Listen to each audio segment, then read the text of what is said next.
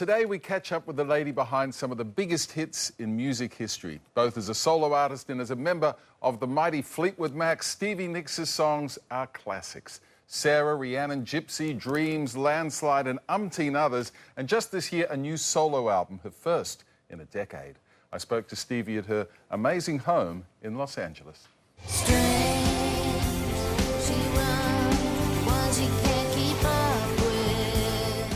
You look wonderful, I've got to say. Whatever you're doing to yourself at the moment, it's working for you. Well, I work hard, and I think that if you just stay working, you have to kind of, stay in a certain place. I think that when you kind of stop working, that's when you kind of let yourself fall apart. I've got to say, congratulations on the album. The critics are raving. That must be kind of cool. Thank you. I really feel that it's my best record that I've ever made. And it was such a joy to come to work every day.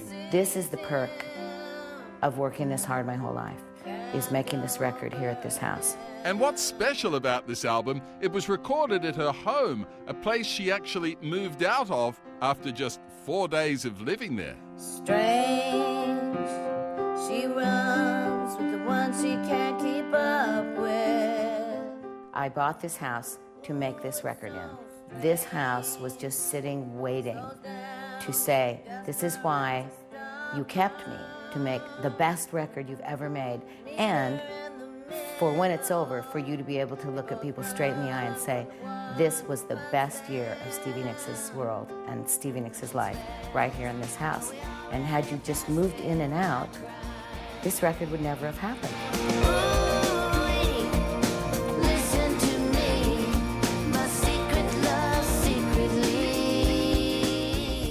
Do you see having property as part of, I don't know, the trappings of success? Absolutely. The perks are that you can pretty much have anything you want. And sometimes I'm struck by that. I'll be watching television, a red Ferrari will go by, and I'll go,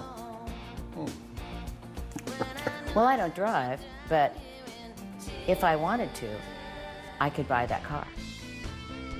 I don't want to, but if I did want to, I could.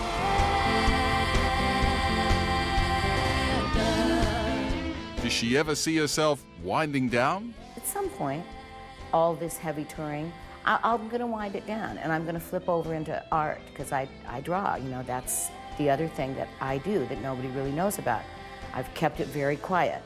Do you want to ever make a space in your life to let someone else in and share the inner soul? It seems very hard for me to find somebody. If you could introduce me to somebody that has as much money as me so that that's not a problem, that would be great. Would I love to have a magical relationship? Of course I would. But I'm not going to fall apart and wither into an old, dying leaf because I don't have a man in my life. I'm just going to keep filling up my life with lots of other great things. And maybe somebody will come along when I'm in my 70s, when I have time. And maybe that will be great. Do you think you know yourself better than you ever have before? I think I know myself pretty well. I do. And people ask me one thing that I've just started to tell people. What have you learned the most? What is the thing that you think you've learned? And I think it's that I've learned that time passes. All the things that you are afraid of will come and they will go. And you'll be all right.